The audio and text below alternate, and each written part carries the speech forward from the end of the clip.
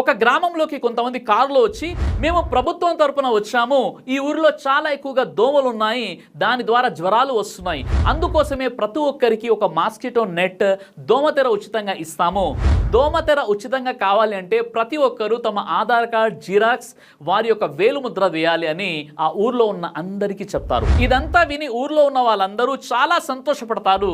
ఆ విధంగా ఊర్లో ఉన్న వారంతా వచ్చి ఆధార్ కార్డ్ జిరాక్స్ ఇచ్చి వేలుముద్ర వేసి ఒక్కొక్కరు ఒక్కో దోమతెర మాస్కిటో నెట్ తీసుకుని వెళ్లారు. కారులో వచ్చిన వాళ్ళందరూ దోమతెరలన్నీ కూడా ఊర్లో వాళ్ళందరికీ ఇచ్చేసి వెళ్ళిపోతారు.